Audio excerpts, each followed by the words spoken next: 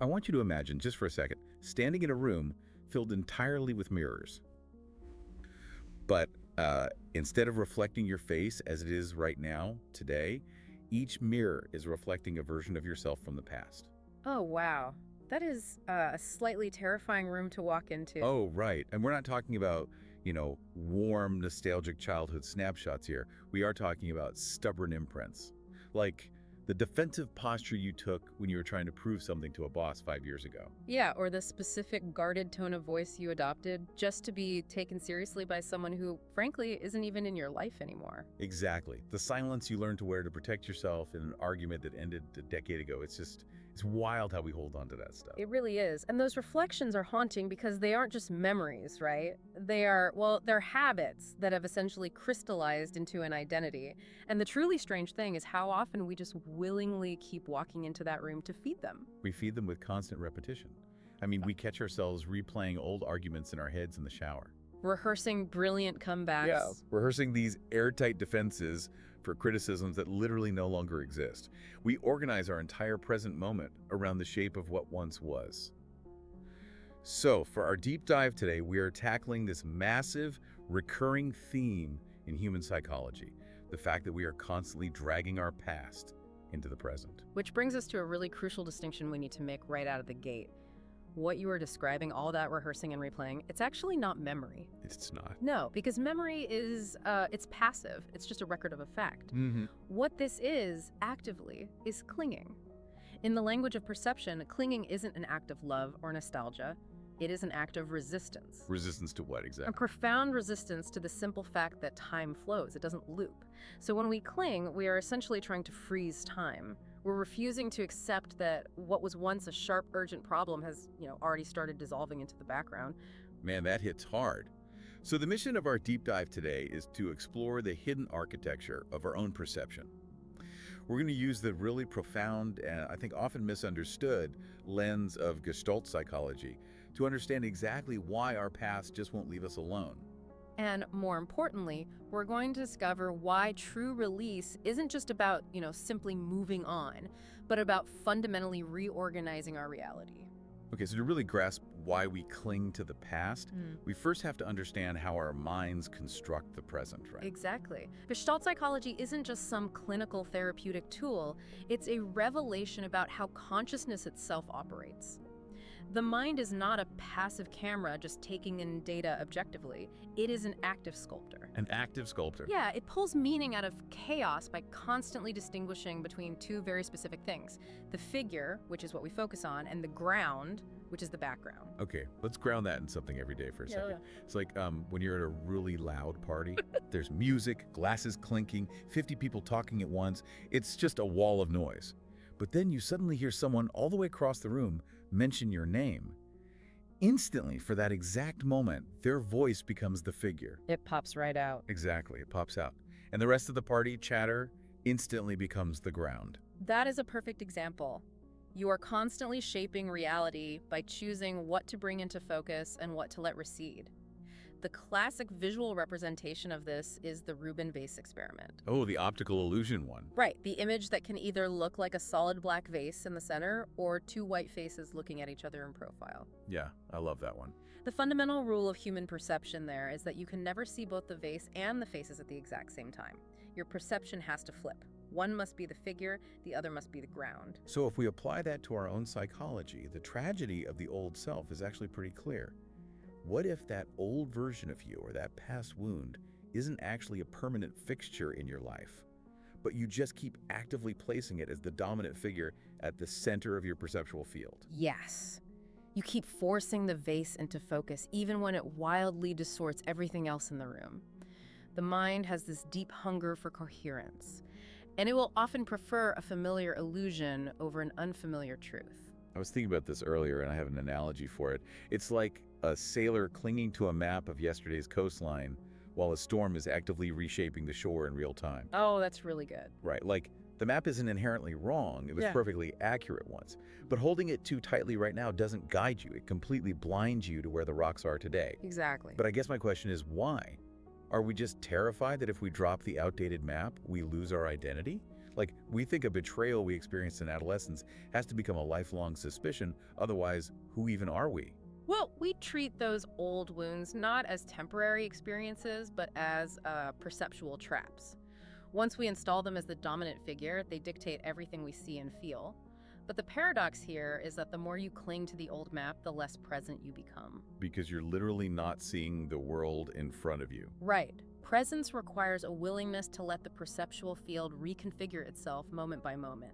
Clinging is a contraction. You stop seeing the whole ocean, the shifting tides, the actual horizon, and you only see the piece of paper in your hands. Okay, but if holding onto an outdated map blinds us and contracts our reality like that, why is the mind so desperate to keep holding it? I mean, it just feels like self-sabotage. Why do we do this to ourselves? To answer that, we really have to look at the hidden engine of clinging. In Gestalt, there is a fundamental law: wholeness precedes parts. Wholeness precedes parts. Okay, what does that mean in practice? It means we don't assemble reality from tiny fragments. We grasp it as a unified configuration of Gestalt, and only then do we notice the individual components. So if I listen to a song, I hear the single overarching melody first. I don't consciously process it note by note by note and then build the song in my head. Exactly the mechanism. We live within situations that are organized wholes, charged with meaning and direction, and every situation contains an inherent vector, pulling it toward resolution. This is known as the principle of closure or completion. Closure. Yes. The mind absolutely abhors unresolved tension. It seeks equilibrium above almost everything else. I feel like we all know this sensation intimately. It's that thing where you're just trying to fall asleep and suddenly your brain decides to vividly replay a deeply awkward, cringe-inducing comment you made at a dinner party 5 years ago. Ah, yes. The classic 3 a.m. memory attack. It's the worst. And why does the brain do that? The people at the party don't care. They forgot it 5 years ago. But my brain treats it like an active threat. Well, it replays it not out of sentimentality, and certainly not because it enjoys torturing you. It replays it because the Gestalt remains open. It is an unfinished situation. Unfinished. Because I didn't fix it in the moment. Because you never resolved the embarrassment, or you never forgave yourself for it. So the mind keeps bringing it back to the foreground, seeking closure, trying to find a way to complete it. Wait, let me pause you right there because this feels like a massive shift in how we usually talk about this stuff. Yeah.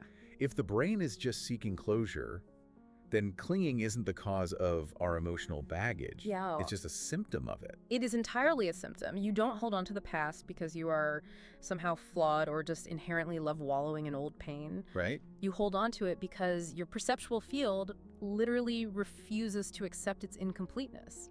The real issue isn't some fundamental inability to let go. The real issue is that we never allowed ourselves to fully complete the experience in the first place. Yeah. We never fully felt the grief or spoke the truth or really acknowledged the loss. Bingo. Incomplete experiences are what we call open figures. And as long as they remain open, they dominate the perceptual field. They become the loudest shape in your awareness, just demanding attention. And here's the catch. The field cannot generate new figures while old ones are frozen in the foreground. Attention is finite. If your mental space is fully occupied by an unresolved past, there is literally no room for the present to emerge. But hold on, I need to push back on the logic here just a little. Sure, go ahead. If the brain inherently wants closure, as you said, why does it actively choose to keep the loop open by clinging? Isn't that a contradiction? Like, if my brain wants peace, why does it keep picking at the scab? Because we mistake repetition for resolution. Oh. Yeah. The brain brings the memory up so you can process it, but instead of actually feeling the underlying pain or vulnerability, you just replay the surface details. You think, if I just analyze that argument one more time, if I can just pinpoint exactly what they meant, I'll find peace. Like trying to solve a math problem that has no answer. Exactly. But you can't find closure in cognitive repetition. Closure is an emotional, visceral event. Which brings us to the actual mechanics of this. How do we actually complete an experience without endlessly looping? Like, if I'm sitting on my couch obsessing over an old situation, what is the physical mechanism of closing it? Well, there's a concept called pregnance. It's the mind's tendency to seek the most functional organization for the current moment. The most functional organization. Right. Think of how a child sees a stick on the ground and immediately perceives a sword. Sure. But an adult looks at that exact same stick and sees firewood. Neither perception is wrong. Each is just a response to the needs of the moment. The tragedy only begins when the adult insists the stick is still a sword, simply because that's how they felt powerful once. So they refuse to see the firewood. Exactly. To move past that, we need a moment of insight, like those classic animal behavioral experiments. You have a monkey in a room with a box and a stick trying to reach a banana hanging from the ceiling. Right, I've heard of this. For a long time, nothing happens. The monkey is just frustrated, jumping up, failing. Then suddenly, the perceptual field reconfigures. The monkey sees the stick not as a random object, but as a tool to reach the food. So the elements didn't change, but they suddenly formed a new whole. Yes. But notice what happens right before the insight. The monkey doesn't get there by straining harder or using sheer willpower to grab the banana. The insight comes from holding the tension until the system finds a new equilibrium. Holding the tension. Internally, you cannot force yourself to let go. You can only create the conditions for reorganization. Okay, so how does a person do that on the couch? Yeah. How do you practically hold the tension? You stay with the discomfort of the open gestalt without trying to solve it or overanalyze it. You allow the full weight of the unfinished experience to be felt as a bodily reality. Like, where's the tension in your chest? What is the actual emotion underneath all those obsessive thoughts? Is it sadness? Is it fear?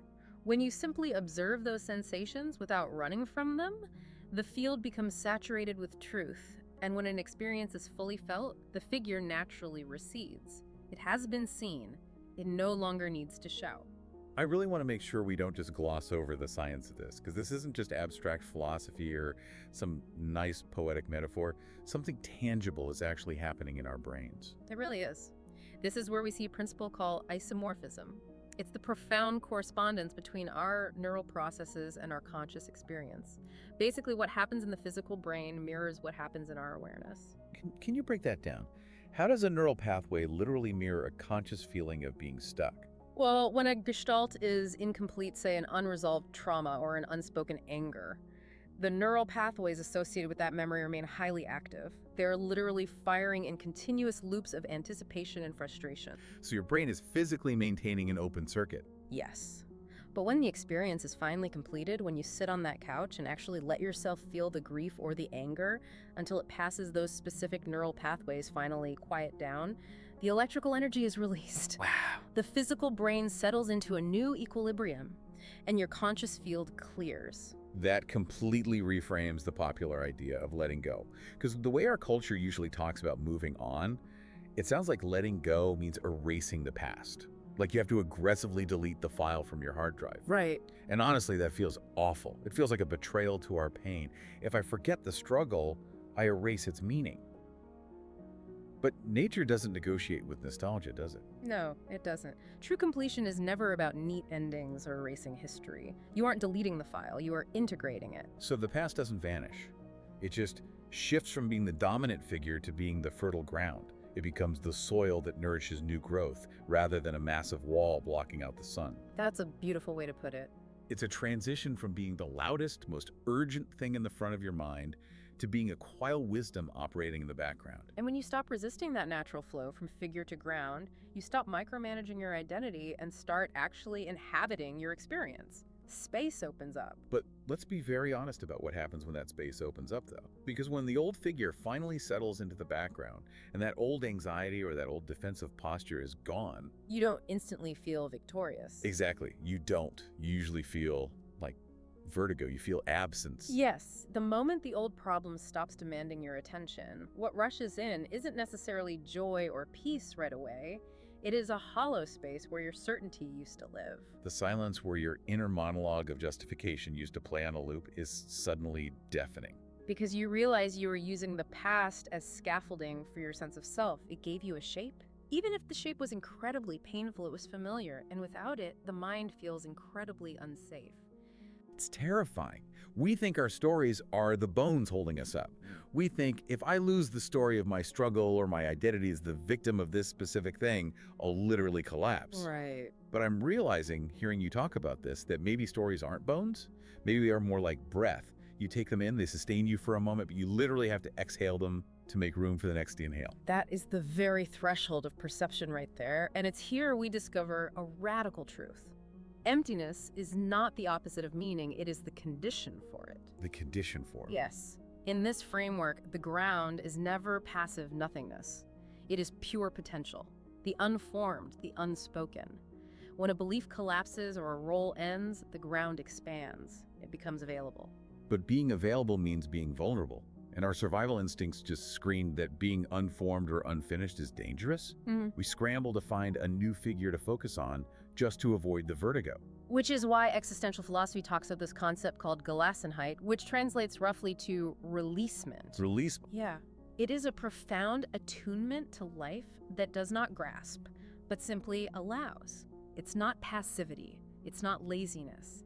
It is the active courage to stand in the unresolved without rushing to fill the silence with noise. I can hear the trap in that, though. If someone is listening to this and thinks, okay, I need to practice releasement, I'm going to try really, really hard not to cling. Try not to cling is just another form of clinging. Oh, absolutely. Or just clinging to the image of yourself as this enlightened, perfectly detached person who never gets bothered by anything. The psychological field sees right through that performance. You cannot plan or will this surrender. True release happens naturally when you realize you were never holding anything solid to begin with. Man. The old self you were protecting wasn't a physical object, it was just a pattern of attention, a habit of interpretation. Living this way sounds like walking without rails. It means taking on the exhilarating but terrifying responsibility of creating yourself anew in each and every moment. You don't consciously select the new figure from a catalog. It emerges. It chooses you through a pull in the gut or a sudden moment of clarity. Because the self is not a fixed entity, it is a series of emerging figures within the life field. To cling to an old version of yourself is to deny the field its right to evolve. It is insisting that yesterday's answer simply must solve today's problem. Which brings us to the ultimate quiet revolution of this entire perspective we've been unpacking. You are not a person with experiences. You are experience itself, momentarily taking form. You are the node in the field where awareness meets the world. You are no longer defined by what you survived, but utterly available to what you might become. So, to you listening right now, standing in this newly cleared mental space we've been talking about, time flows, perception evolves, the field is going to reorganize itself with or without your permission. It will. The only question is, what will you allow to become figure now? Not what your boss expected of you 5 years ago, not what the people at that dinner party thought of you, but what calls to you from the silence right now. Letting go of the old map is not the end of the journey. It is the beginning of clear perception. Only when the field is free of past distortions can you actually see what is right in front of you, waiting to be met. I want to leave you with a final thought to mull over. We've spent this entire deep dive talking about how the ghosts of our past are just open loops keeping us from the present moment. We dropped the map of yesterday's coastline. But what about the future? If clinging to the past is a way to avoid the terrifying emptiness of right now, isn't obsessively planning for tomorrow just another artificial figure we use to block out the present? What would happen if you dropped the map of your future, just as you dropped the map of your past, and simply allowed yourself to meet whatever is waiting for you fully here and now?